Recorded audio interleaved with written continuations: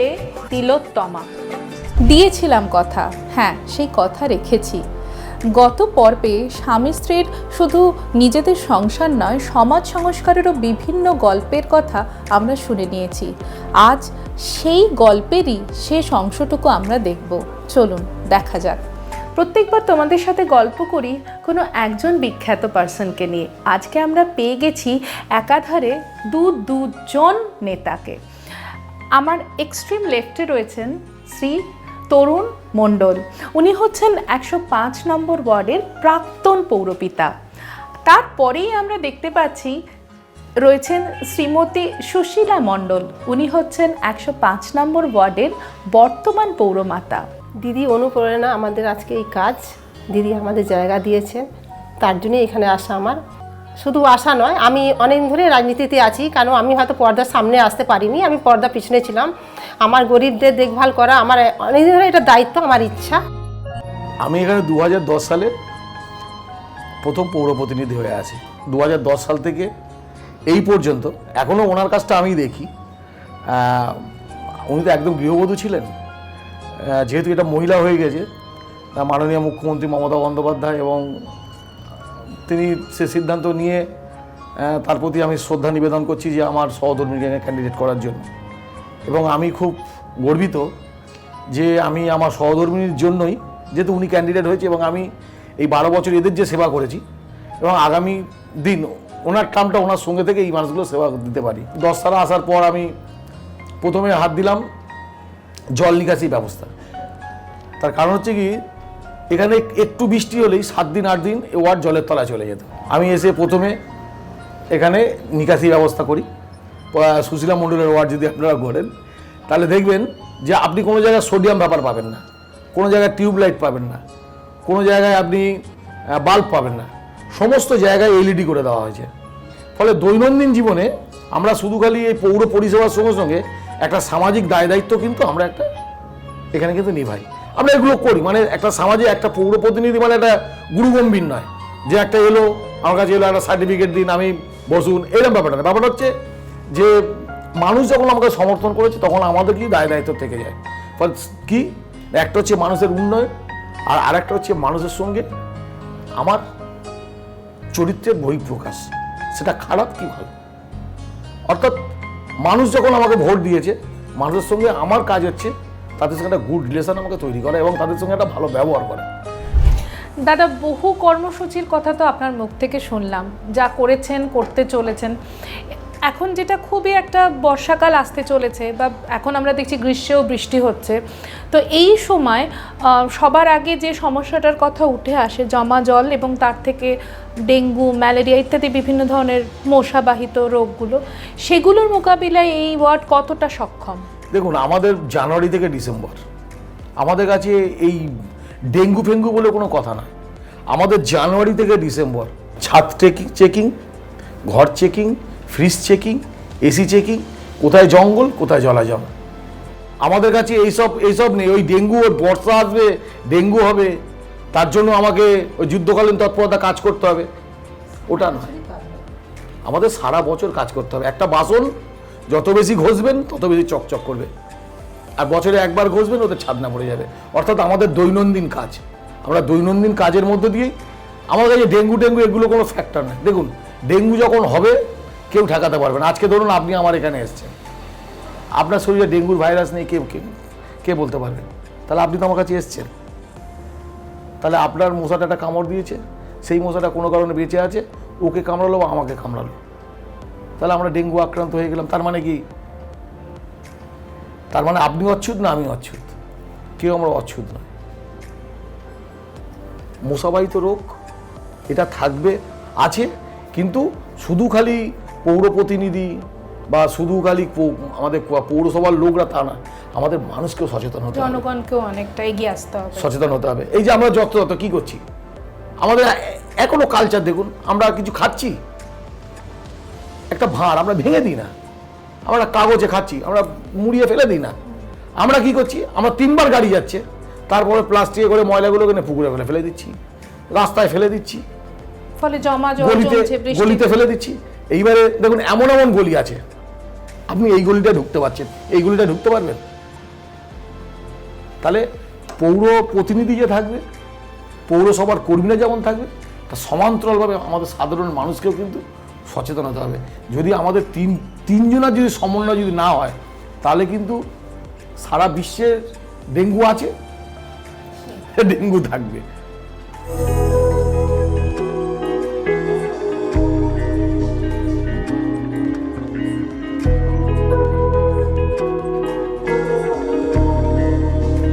এতক্ষণ তো দাদার সাথে অনেক গল্প হলো। দিদি, এবার একটু আপনাতে ফিরে আসি। এবার একটু জেনে নিই, মানুষ সুশীলা মণ্ডলের ব্যক্তিগত পছন্দ অপছন্দ ভালো লাগা কিভাবে আপনি নিজেকে তুলে ধরবেন দর্শকের সামনে? খেলা হলে মানে মনে হয় যে আমি কোনো কিছু করে শুধু খেলার টিভির সামনেই বসে থাকি, এমন আমাকে টান হয়। এটা কি যে কোনো খেলা দিদি, না কোনো যে পার্টিকুলার? কোনো খেলা, আমার বিশেষ করে আমার ক্রিকেট খেলাটা হচ্ছে আমার খুব প্রিয় খেলা, মানে আমি এটা খুব ভালোবাসি। এবং কি আমার ছেলেরও ইচ্ছা আছে যে ওকে একটা জায়গা পৌঁছানো ওই নিয়ে। আর ও কি ক্রিকেট খেলে? হ্যাঁ, ও খেলে, তো আমার এটা ইচ্ছা আছে ওকে নিয়ে ওই জায়গাটা পৌঁছানো।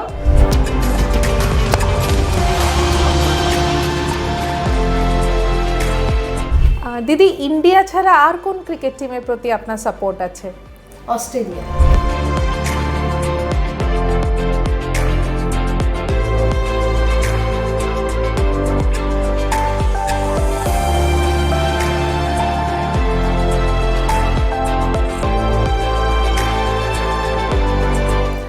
দিদি, ফুটবলও আপনার পছন্দ বললেন, ফুটবলে কোন টিমকে সাপোর্ট করেন? মোহনবাগান।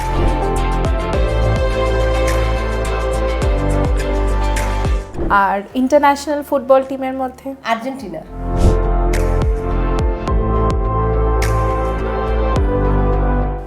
দাদা, দিদির কাছে তো শুনে নিলাম একই সাপোর্ট, নাকি বাড়িতে এই নিয়ে ভিন্ন সাপোর্ট নিয়ে যুদ্ধ বেঁধে যায়?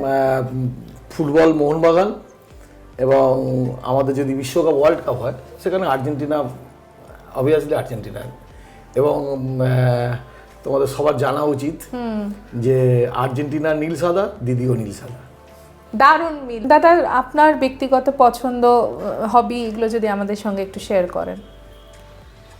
আমার সত্যি কথা বলতে কি, আমার বই পড়তে ভালো লাগে, বই পড়ি, এবং কখনো কখনো হয়তো মনে হলো দু এক লাইন লিখতে, কবিতা লিখতে, ভালো হলো কি খারাপ হলো জানি না, লিখি, দু চার কলম লিখি। আর কবিতা লেখা, বই পড়া ছাড়া কোনো কিছু পছন্দ করেন? আমার গান খুব ভীষণ ফেভারিট, আমি গানকে পছন্দ করি। আমি অবসর টাইমে আমি গান শুনি, এবং আমার ছোটো একটা ব্লুটুথ আছে, আমি ফোনের সঙ্গে কানেক্ট করি, এখানে বসেই সকালবেলায় শ্যামাসঙ্গীত হোক, যেগুলো ভক্তিমূলক গান শুনি। কখনো কখনো যদি মনে হয় একটু ভালো একটু হিন্দি গান শুনতে হবে। তবে আমি একটা কথা বলি, আমার না নতুন আর্টিস্ট যারা আছে, আমার না এদের গান আমার অতটা ঠিক পছন্দের মধ্যে লাগে না। আমার যেমন কিশোর কুমার, লতা মঙ্গেশকর, এদের গান আমার মানে একদম অন্যরকম। আমি কিশোর কুমারের গান শুনলে, আমার যদি এক কাপ চা খেতে যদি 2 মিনিট সময় লাগে, কিশোর কুমারের গান শুনলে সেটা আমার 5 মিনিট সময় লেগে যায়। Old is gold, always. तुम है किसी के प्यार में दिल सुबह शाम, पर तुम्हें लिख नहीं पाऊं मैं उसका नाम, हाय राम। দিদিরও কি তাই? দিদিরও কি পুরনো গায়ক গায়িকাদের বেশি পছন্দ? আমারও একই। এখন যারা শিল্পী আছে তারা কিন্তু গান করছে ঠিকই, কিন্তু গানগুলো ঠিক টেকসই হচ্ছে না, কিছুদিন চলছে তারপরে আবার ডিলিট হয়ে যাচ্ছে। তো আমি মনে করি যে আগে যে গানগুলো আছে সেই গানই মনে হয় টিকে গেছে, আর সেই গান সবাই শুনতে ভালোবাসে এবং আমরাও ভালোবাসি। কিশোর দা, তারপরে হচ্ছে তোমার লতা মঙ্গেশকর দিদি, ওনার গলা, তারপরে হচ্ছে আরও আমাদের যেটা 99-এ যেটা আছে কুমার শানু, ইনাদের গান খুবই ভালো লাগে। এনাদের গান আমি শুনতে ভালোবাসি, আমি গান খুবই ভালোবাসি। এবং কি আমি এই মুহূর্তে কিন্তু আমি গীতা শুনতে খুব ভালোবাসি। আমি গীতাতে অনেক কিছু জানি এবং শুনতেও ভালো লাগে, পড়তেও ভালো লাগে, অনেক কিছু জ্ঞান, যেটা আমরা জ্ঞানটা হারিয়ে যাচ্ছি। তো আমি মনে করি সবাই এটা শোনা খুবই দরকার। গীতা এই মুহূর্তে সবাইকে একটু জ্ঞান। আপনি পডকাস্ট গীতার কথা বলছেন, মানে গীতার বাণী, মহাকাব্য গীতার বাণীর কথা বলছেন, তাই তো? সত্যি গীতার একদম একদম আমাদের জীবনে চলার পথে প্রত্যেকটা বাণীরই খুবই প্রাসঙ্গিক। मैं जानती हूँ घड़ी का कांटा जो है, जो 3 घड़ी का टाइम जो कांटा रहते हैं, तो उनमें हर एक चीज़ का माने भी होता है। जैसे माने है, जो कांटा घूम रही है वो वर्तमान है, और जो स्टे कर जाती है वो अतीत है, और जो आती है समय में वो भविष्य है। तो इनको फॉलो करके हमें चलना चाहिए। ये नहीं कि हम वर्तमान में हैं तो वर्तमान में ही रहें, कुछ और भी सोचना चाहिए। और जो पीछे रह गया है उसको पीछे छोड़ दो, सामने की ओर चलो, तभी आप कुछ कर पाओगे। अगर पीछे में घूमोगे तो कुछ भी नहीं देख पाओगे। इसलिए हमें सामने में लक्ष्य रखना चाहिए। অত্যন্ত শ্রেষ্ঠ একটা কথা আছে, যদি একটা দরজা বন্ধ হয় তাহলে ঈশ্বর নিজে আমাদের জন্য আরেকটা দরজা খুলে দেন। কিন্তু কিছু মানুষ আছেন যারা এটা ভাবেন যে আমার সাথে তো এরকম হলোই না, আমাদের জন্য তো কোনো নতুন দরজা খুললো না, কোনো নতুন পথ আমরা খুঁজে পেলাম না। সেই বিষয়ে আমরা চিন্তা করি, দুঃখ পাই যে এরকম কেন হলো। তিলে তিলে তিলোত্তমা, তিলে তিলে তিলোত্তমা। দাদা, এখানে কি হচ্ছে? একটু আগে দেখলাম বেশ কিছু বাচ্চা আসছে, তারা খুব হাসি মুখে শুভ জন্মদিনের উপহার নিয়ে যাচ্ছে। জিনিসটা কি হচ্ছে একটু বলেন তো। আসলে আমাদের ওয়ার্ডে না যত 1 থেকে 12 বছরের বাচ্চা যাদের বয়স, আমরা এবছর আবার 15 করে দিয়েছি। সমস্ত বাচ্চাদের রেজিস্টার আছে, তাদের ডেট অফ বার্থ, সেই ডেট অফ বার্থ দেখে আমরা তাদের প্রত্যেক দিন তাদের জন্মদিনের শুভেচ্ছা বার্তা পাঠাই। কোনো দিন 2 জনের থাকে, কোনো দিন 3 জনের থাকে, কোনো দিন 1 জনের থাকে।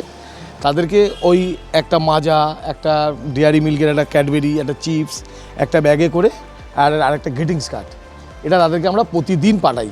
মানে যার যার জন্মদিন তার তার শুভেচ্ছা বার্তা পাঠানোর জন্য এটা আমরা করি।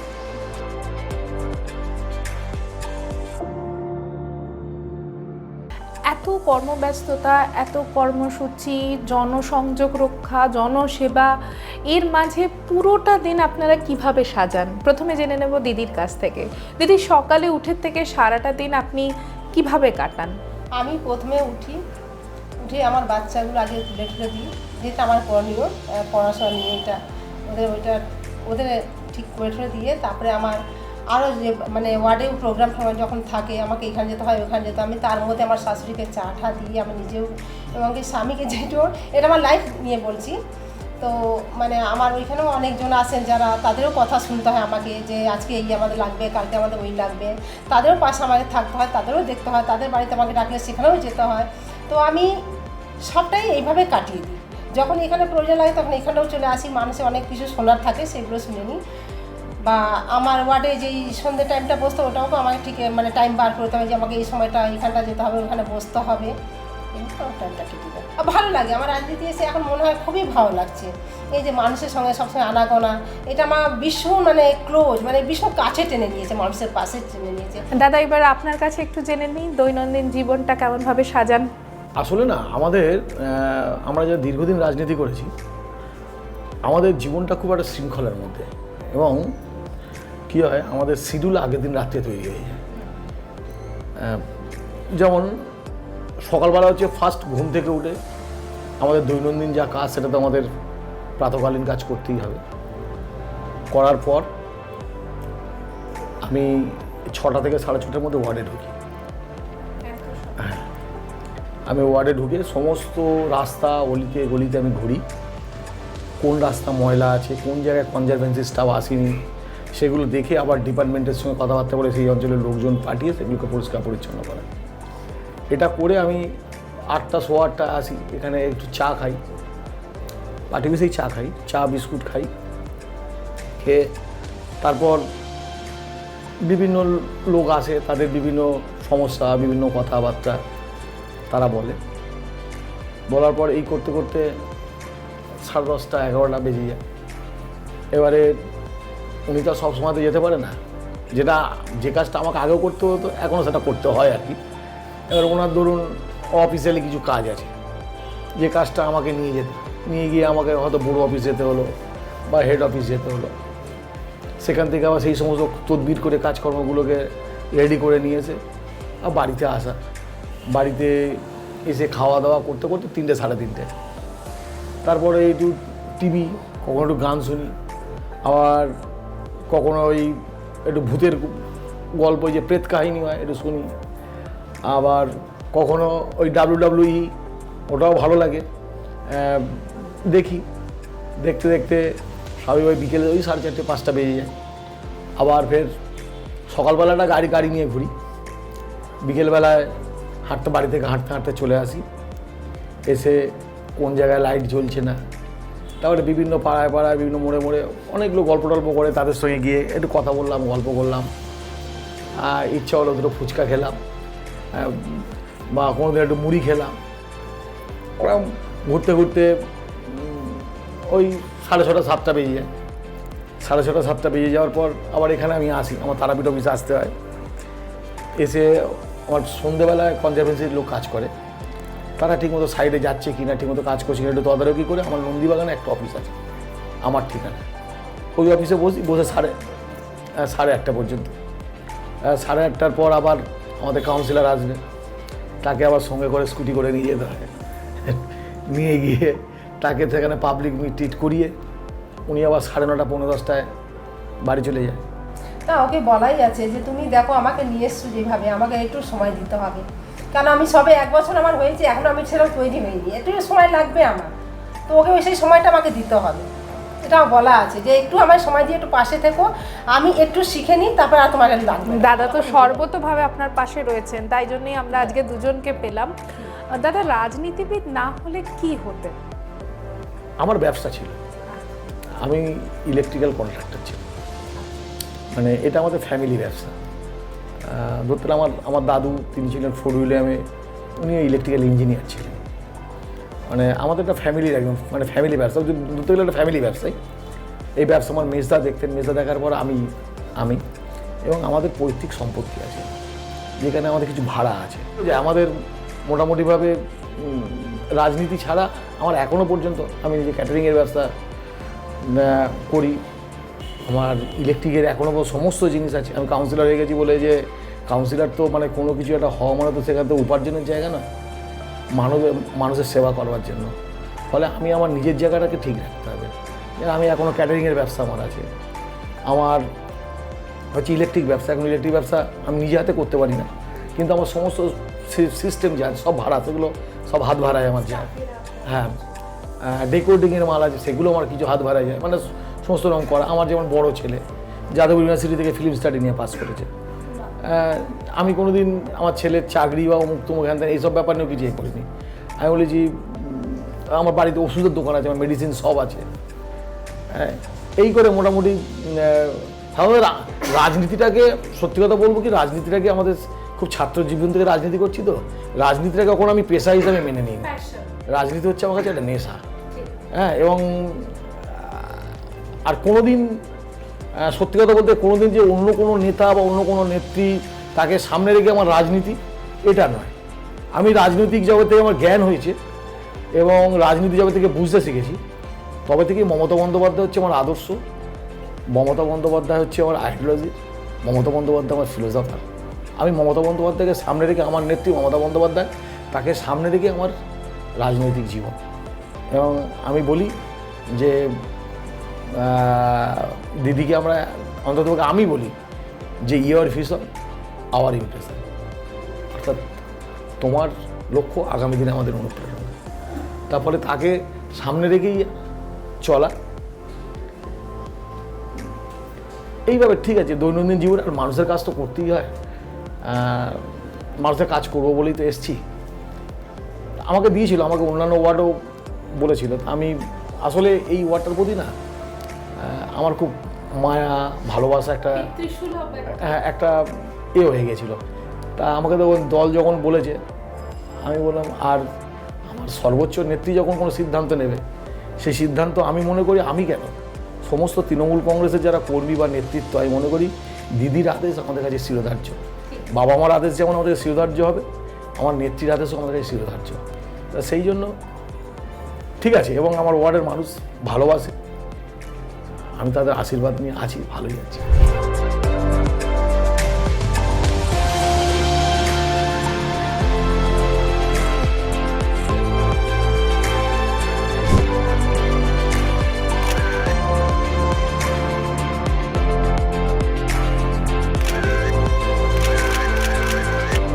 এবার চাইবো আমাদের প্রিয় দাদা এবং বৌদি ট্রাইব টিভির দর্শকদের জন্য যদি কিছু বলেন। আমি এই ট্রাইব টিভির সকল দর্শকদের আমি বলবো, এই টিভি অনেক বেশি করে দেখা এবং তাদের আত্মীয় স্বজন পরিজন সবাইকে বলা যে এই ট্রাইব টিভির অনুষ্ঠানগুলো তারা যেন দেখে এবং উপভোগ করে। मैं ट्राइब टीवी को सबको सब दर्शक को बोलना चाहती हूँ कि ट्राइब टीवी को सब कोई देखें और दिखाएं। এতক্ষণ শুনে নিলাম দাদা ও দিদির কাছ থেকে এলাকার সার্বিক উন্নয়নের কথা। আসুন এবার দেখে নিই এলাকাবাসী এই কথা কতটা সমর্থন করে। দাদা, কেমন লাগছে আপনারা যদি বলেন? আপনারা সবাই 105 নম্বর ওয়ার্ডের বাসিন্দা। এই দাদা এবং দিদির যৌথ উদ্যোগে এলাকার যে উন্নয়নমূলক কার্যকলাপ হয়েছে সেটা আপনারা কতটা খুশি আমাদের যদি একটু বলেন। খুবই ভালো কাজ হয় এখানে, সবাই জানে খুবই ভালো কাজ, মানে ওনাদের উদ্যোগের কাজকর্ম যা হয় খুব সুন্দর হয়। আমাদের এখানে সব কিছু সিস্টেমভাবেই হয়। আমাদের এখানে মানে দাদা বৌদি দুজনেই থাকেন, সারাদিন ওয়ার্ডে থাকেন, যার যা অসুবিধা তাদের কাছে সরাসরি জানাতে পারেন। এবং কাজ তো বলতে আপনি দেখতেই পাবেন, রাস্তাঘাটে বেরোলে সব সময় সব আলো, সব রাস্তাঘাট পরিষ্কার। সকাল থেকে রাত পর্যন্ত দাদাকে পাবেন, কাউকে পান বা না পান তরুণ মণ্ডলকে পাবেন। আর কাজের ব্যাপারে আপনি ঘুরে দেখতে পারেন। খুব খুশি যে দাদা আমাদের যখন ডাকি সবার বিপদে আপদে সবসময় কাছে পাই দাদাকে এবং বৌদিকে। আর আমাদের রাস্তাঘাট, জল, লাইট এগুলো তো আগে অপরিষ্কার রাস্তাঘাট থাকতো, কিন্তু এখন আমাদের 3 বেলা পরিষেবা দেওয়াতে রাস্তাঘাট প্রচণ্ড পরিষ্কার থাকে এবং জলেরও কোনো অসুবিধা নেই। আর আলো তো দেখতেই পাচ্ছেন, যে রাস্তাঘাট আলো সব কিছুই দেখতে পাচ্ছেন। তো দাদাকে আমরা সবসময়, দাদা বৌদি এবং দুজনকেই আমরা সবসময় কাছে পাই। আমরা 105 নম্বর ওয়ার্ডের বাসিন্দা, খুবই গর্ববোধ করি। বিগত 12 বছর আগে, মনে করুন 2008-9, আমি তো এই এলাকার বাসিন্দা, তো এত কিছু আমরা পাইনি। সত্যি কথা বলতে এত কিছু বলতে, আমরা যখন পড়াশোনা করতাম সেসব অনেক কিছু অভাব অনটনের মধ্যে কাটিয়েছি, কিন্তু আমাদের এই বিগত 12 বছর থেকে আমাদের দাদা আসার পরে মানে এলাকার সমস্ত অধিবাসীবৃন্দ কোনো রকমভাবে অসুবিধা বলুন, যে কোনো রকম অসুবিধা বলুন, তাতে আপনি বলতে পারেন যে খাওয়া দাওয়া বা পরিষেবা বা কোনো বাচ্চার লেখাপড়া, কেউ অসুস্থ তার ব্যাপারে, কারোর বাড়িতে কোনো রকম সমস্যা হচ্ছে, মানে কোনো ইলেকট্রিক সমস্যা হবে, নানা রকম প্রবলেম আমাদের দাদাদের পাই। ধরুন বড় লোকরা বা পয়সাওয়ালা যারা তারা তো সব কিছু পায়, আমাদের মতো সাধারণ বৃত্তরা কিছুই পায় না। তো দাদা আমাদের মসিহা বলতে ভগবান, দাদা বৌদি। তো এই ভগবানের জন্য আমরা জান দিতে পারি। আর 2 নম্বর কথা হচ্ছে যে কোনো সমস্যা, কিছুদিন আগে একটা সমস্যা এসেছিলো, কার বাড়িতে ট্রিটমেন্টের অভাব, ট্রিটমেন্ট পাচ্ছে না, দাদা সেটা ব্যবস্থা করে দিয়েছে। আর কার বাড়িতে কী সমস্যা বলতে, ধরুন কোনো ছেলে পড়াশোনা করতে পারছে না, সেদিনকেই গত 4-5 দিন আগে 91 ওয়ার্ড থেকে এক মহিলা এসে বলছে যে আমি ওষুধ কিনতে পারছি না, দাদা আমি ওষুধ কিনে দিল। তো দাদা ভগবান, সত্যি কথা বলতে আমাদের কাছে ভগবান দাদা বৌদি। তো আমরা খুব ভালো আছি এই ওয়ার্ডে। তিলে তিলে তিলোত্তমার প্রথম পর্ব থেকেই পেয়ে গেছি পাশে আপনাদের স্নেহ, ভালোবাসা, আশীর্বাদে আমাদের চলার পথ মসৃণ হয়েছে। বিশিষ্ট অতিথি হিসেবে পেয়ে গেছি বহু মানুষকে আমরা আমাদের পাশে, কখনো কর্পোরেট জগতের ইয়াং চাপ, কখনো দম্পতি, কখনো একক মহিলা, কখনো বয়োজ্যেষ্ঠ কেউ। এইভাবেই চলেছে আমাদের পথ চলা। আশীর্বাদ করুন এইভাবেই যেন আমরা ছন্দে ছন্দে এগিয়ে যেতে পারি। এর পরের পর্বে আবারও ফিরব, আজ এখানেই শেষ করছি। তিলে তিলে তিলোত্তমা।